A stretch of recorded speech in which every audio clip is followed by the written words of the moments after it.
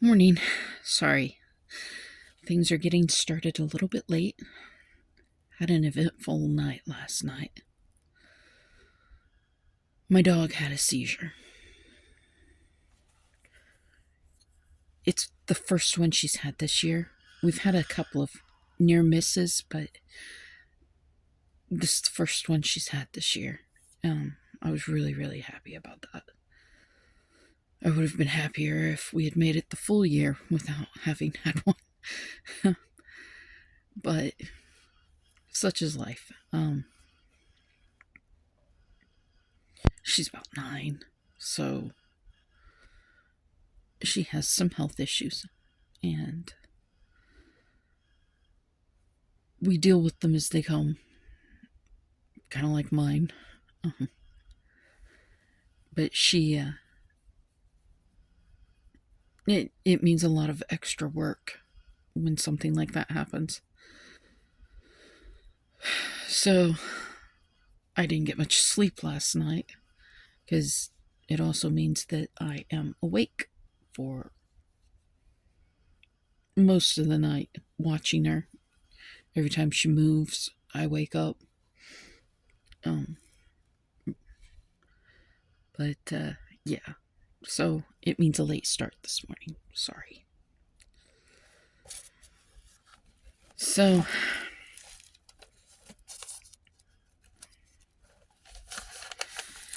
I'm going to go ahead and start with the readings. Genesis chapter 49.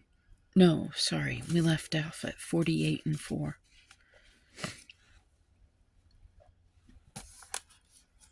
Okay.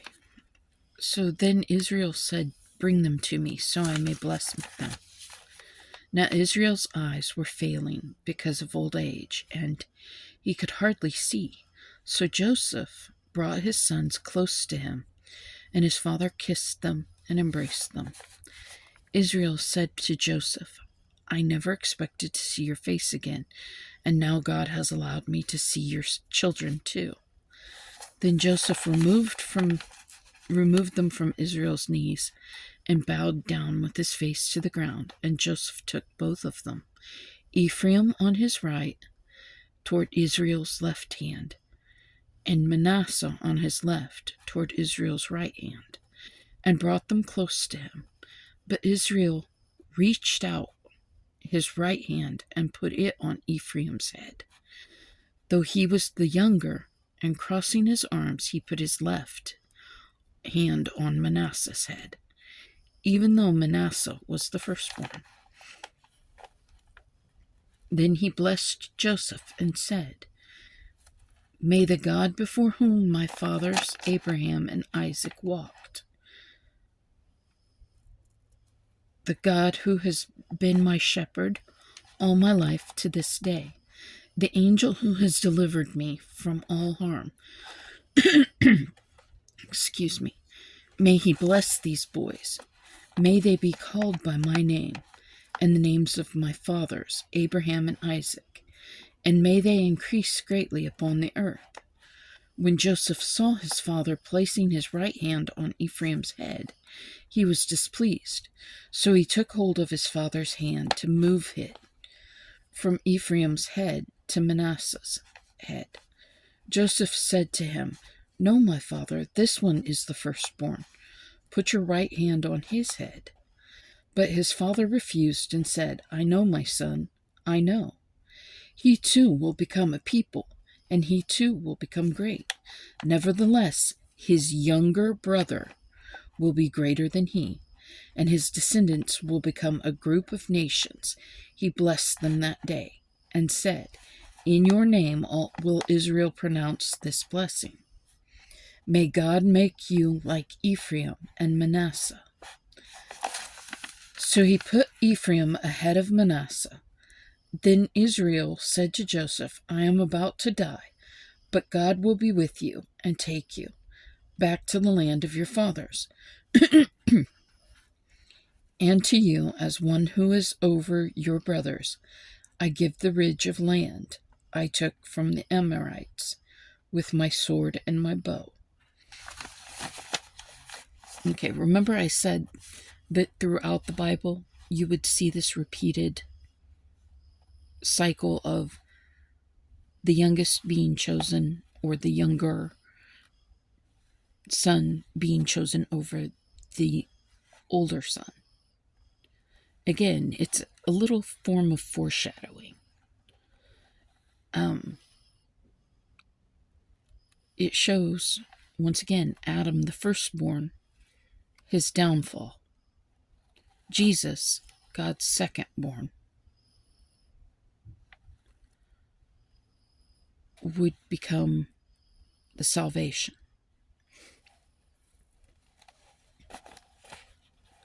And this is also a really good time to explain the whole left and right thing. In the day, it was seen as the right was good and the left was bad. If you wrote with your left hand, that was just, that was terrible. Even in America's history, it actually wasn't that long ago that teachers would force children that were left-handed to do things with their right. Because it was just seen as bad to do things with your left hand. It was seen, the right was seen as godly, the left was seen as sinful. Again, that is a human, completely, totally human stipulation. Using your left hand to do things is not any different than using your right hand. It's controlled by different areas of the brain. It is a completely biological thing. And it's very normal. But, again, a societal norm saw the right hand as better than the left. When in reality, one was never any better than the other. But that is why it was so important to Joseph that Israel's right hand was placed on Manasseh. Because Manasseh was the firstborn. So the right side, the first, the right being right, should have been placed on the firstborn child to give him the greater blessing. And the left, which was seen as lesser, was supposed to be placed on the younger son. And that was what that exchange was actually about. Like I said, there's no difference between right and left. There is not one side that's any better than the other. But that was just strictly a very human assertion. Now, you will find later that God will say something like, in the Bible, it will give you, well, God placed them on the right and set the others to the left of him. Again, God works with what we can understand, because we don't always understand God and what God does and who God truly is. We don't understand it because our minds aren't capable of comprehending. So, in essence, God's got to dumb it down for us every now and then. And that is all it means when it says throughout here, God placed them on the right, and then he placed the others on the left. It is just God dumbing it down, saying, okay, well, these are the good ones. These are the bad ones. This is how you guys understand it, so this is how I'm going to talk to you. And that is basically what God is saying to us. Anyway,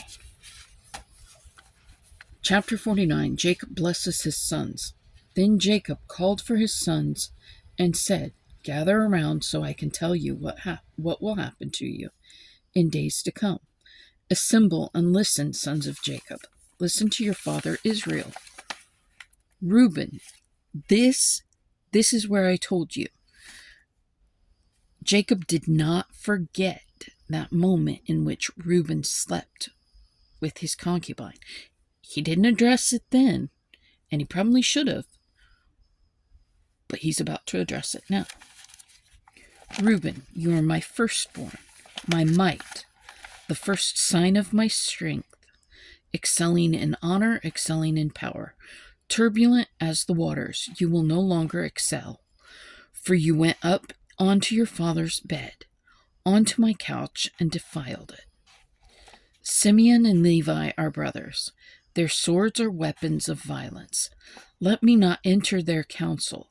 Let me not join their assembly, for they have killed men in their anger and hamstrung oxen as they pleased. Cursed be their anger so fierce, and their fury so cruel. I will scatter them in Jacob and disperse them in Israel." And again, Simeon and Levi were the two that took revenge upon the Shechemites for Dinah. And Jacob let it pass, but he's now addressing it. "Judah, your brothers will praise you. Your name will be on the neck of your enemies. Your father's sons will bow down to you. You are a lion's cub, O Judah. You return from the prey, my son. Like a lion he crouches and lies down, like a lioness who dares to rouse him. The scepter will not depart from Judah, nor the ruler's staff from between his feet, until he comes to whom it belongs, and the obedience of the nations is his. He will tether his donkey to a vine, his colt to the choicest branch. He will wash his garments in wine, his robes in the blood of grapes. His eyes will be darker than wine, his teeth whiter than milk." And here again we see a younger son being set before three older sons. Also, think about it. Judah is heavily blessed here, like he is the firstborn. But it was Judah that promised to bring Benjamin back to Jacob on that second return trip to Egypt. It was Judah that made the promise that he would give his life up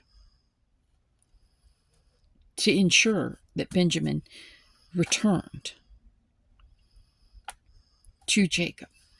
Now, also, Jacob pretty much looks at Judah like not only did he return Benjamin, but he returned Joseph to him as well. "Zebulun will live by the seashore and become a haven for ships. His border will extend toward Sidon. Issachar is a raw-boned donkey, lying down between two saddlebags. When he sees how good is his resting place and how pleasant is his land, he will bend his shoulder to the burden and submit to forced labor." Excuse me. "Dan will provide justice for his people as one of the tribes of Israel. Dan will be a serpent by the roadside, a viper along the path that bites the horse's heels so that its rider tumbles backward. I look for your deliverance, O Lord." "Gad will be attacked by a band of raiders, but he will attack them at their heels. Asher's food will be rich. He will provide delicacies fit for a king. Naphtali is a doe set free that bears beautiful fawns. Joseph is a fruitful vine near a spring, whose branches climb over a wall. With bitterness archers attacked him. They shot at him with hostility, but his bow remained steady.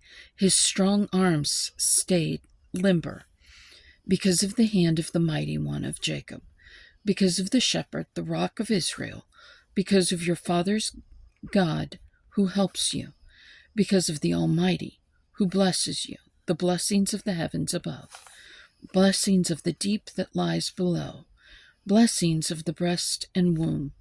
Your father's blessings are greater than the blessings of the ancient mountains, than the bounty of the age-old hills. Let all these rest on the head of Joseph, on the brow of the prince among his brothers. Benjamin is a ravenous wolf. In the morning he devours the prey. In the evening he divides the plunder.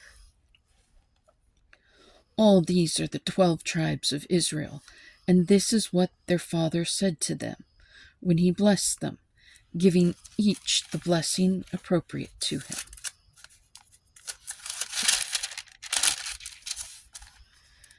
The death of Jacob. Then he gave them these instructions: I am about to be gathered to my people. Bury me with my fathers in the field of Machpelah, near Mamre, in Canaan, which Abraham bought as a burial place from Ephron the Hittite, along with the field. There Abraham and his wife Sarah were buried. There Isaac and his wife Rebekah were buried. And there I buried Leah. The field and the cave in it were bought from the Hittites. When Jacob had finished giving instructions to his sons, he drew his feet up into the bed, breathed his last, and was gathered to his people. Chapter 50. Joseph threw himself upon his father and wept over him and kissed him. Then Joseph directed the physicians in his service to embalm his father Israel. So the physicians embalmed him, taking a full 40 days, for that was the time required for embalming, and the Egyptians mourned for him 70 days. When the days of mourning had passed, Joseph said to Pharaoh's court, If I have found favor in your eyes, speak to Pharaoh for me. Tell him, my father made me swear an oath and said, I am about to die. Bury me in the tomb I dug for myself in the land of Canaan. Now let me go up and bury my father. Then I will return. Pharaoh said, Go up and bury your father as he made you swear to do. So Joseph went up to bury his father. All Pharaoh's officials accompanied him, the dignitaries of his court and all the dignitaries of Egypt, besides all the members of Joseph's household and his brothers and those belonging to his father's household. Only their children and their flocks and herds were left in Goshen. Chariots and horsemen also went up with him. It was a very large company.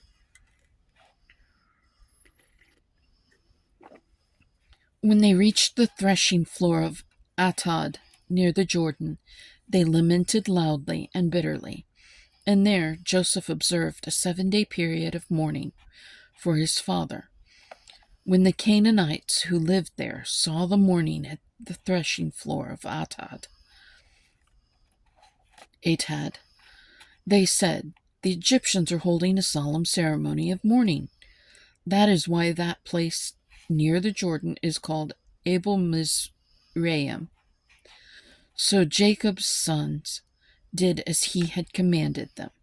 They carried him to the land of Canaan and buried him in the cave in the field of Machpelah near Mamre, which Abraham had bought as a burial place from Ephron the Hittite, along with the field. After burying his father, Joseph returned to Egypt, together with his brothers and all the others who had gone with him to bury his father. Joseph reassures his brothers. When Joseph's brothers saw that their father was dead, they said, What if Joseph holds a grudge against us and pays us back for all the wrongs we did to him?" So they sent word to Joseph, saying, "Your father left these instructions before he died. This is what you are to say to Joseph. I ask you to forgive your brothers the sins and the wrongs they committed in treating you so badly. Now please forgive the sins of the servants of the God of your father." When their message came to him, Joseph wept. His brothers then came and threw themselves down before him. "We are your slaves," they said. But Joseph said to them, "Don't be afraid. Am I in the place of God? You intended to harm me, but God intended it for good, to accomplish what is now being done, the saving of many lives. So then don't be afraid. I will provide for you and your children." And be reassured. And he reassured them and spoke kindly to them. The death of Joseph. Joseph stayed in Egypt along with all his father's family. He lived 110 years and saw the third generation of Ephraim's children. Also the children of Machir, son of Manasseh, were placed at birth on Joseph's knees. Then Joseph said to his brothers, "I am about to die, but God will surely come to your aid and take you up out of this land to the land he promised on oath to Abraham, Isaac, and Jacob." And Joseph made his sons of Israel swear an oath and said, "God will surely come to your aid, and then you must carry my bones up from this place." So Joseph died at the age of 110, and after they embalmed him, he was placed in a coffin in Egypt. Okay, that is the end of Genesis. And again, God, one of the greatest authors, through divine inspiration, showed a slight bit of, again, foreshadowing. Because Genesis began with creation, but it also began with the downfall, with the original sin. And then it ends with Joseph forgiving his brothers. It may have started in humanity's existence, may have started with a sin, but it ends in forgiveness. So, I'm going to read the introduction to Exodus. A spectacular escape. Why read this book? A spectacular escape and a hair-raising chase scene are only two of the many stories in the book of Exodus. But this book is much more than an epic adventure. It recounts God's supernatural rescue of the Israelites from Egypt. Despite God's miraculous intervention, the Israelites seem unable to remain loyal to him.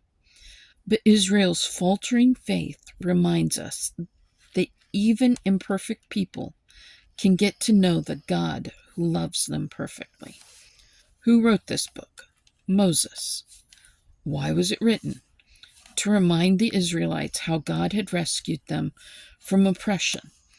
The book also lays a foundational theology in which God reveals his name, his attributes, his redemption, his law, and how he is to be worshipped. When was it written? Approximately 1440 BC. What was the historical setting for this book? Jacob and his family had migrated to Egypt to escape a famine in Canaan about 4 centuries earlier. But the land of escape became a land of bondage, as the Egyptians sought to maintain their dominance over the increasing number of Israelites by forcing them into slave labor. Shortly before his death in the desert, Moses wrote down the swirling events of Israel's escape from Egypt. what to look for in Exodus.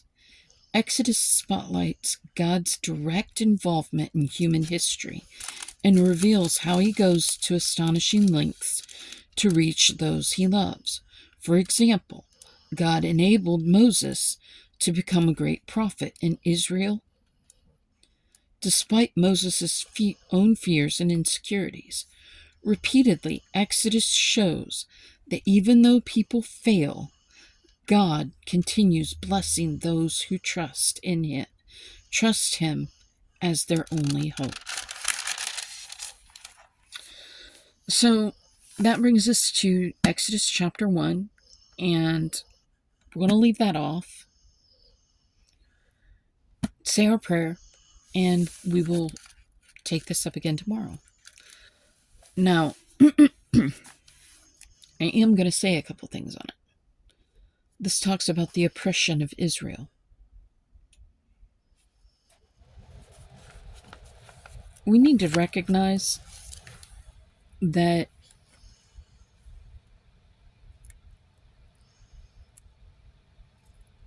just because we feel like we're being oppressed or lynched does not mean that what we go through is anything even near in comparison to what those that have truly been oppressed and truly been lynched went through. We need to think before we speak. We really do. To try and compare someone basically being evaluated for the events of their life is mountains of difference between beatings, enslavement, chained, beaten just for speaking wrong, being physically owned,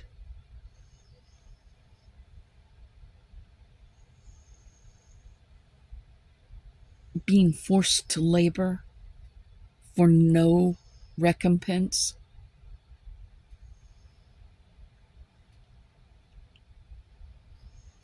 Somehow, when you think about someone that is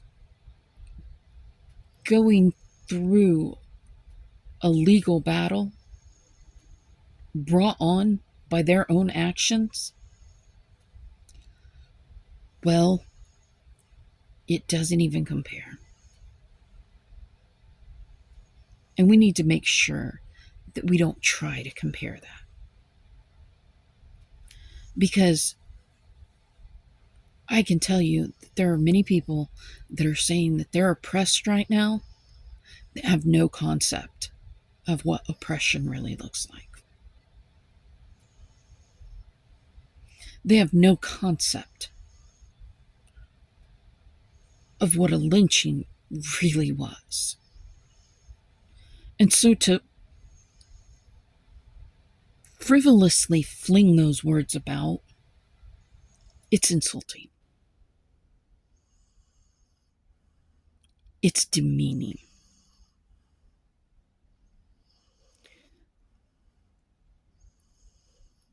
The struggles we face today don't even compare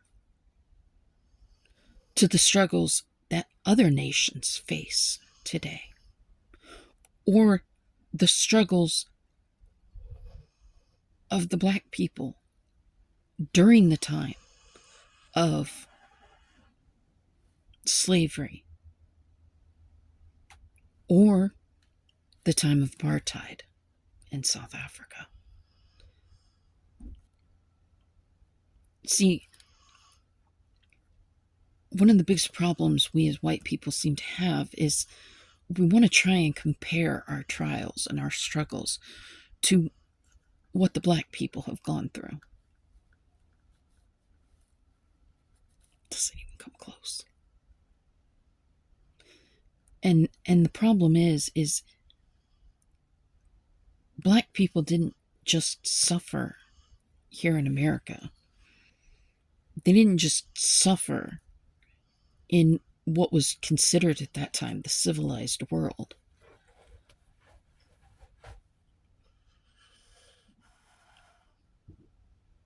Suffering was brought to their own nation, their own continent.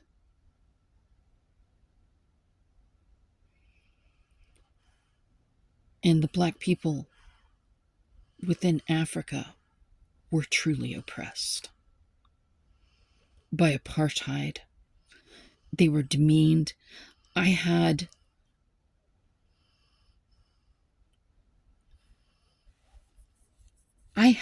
the opportunity to see up front and in person how damaging apartheid truly was. And my venture over there was 20 years later, after apartheid had been ended. And yet you could still see that the black native Africans were in many ways still being repressed, still being oppressed. We need to think before we actually speak. Because if we don't really, truly know what we are saying, then perhaps we shouldn't even try to talk about it. If we haven't, as a people, had to live through it, then maybe we should just keep our mouths shut about it and let those that have lived it, that have had to hear about it from their grandparents, that have had to endure the bigotry and the hatred, maybe we should just shut up and listen to them for a little bit.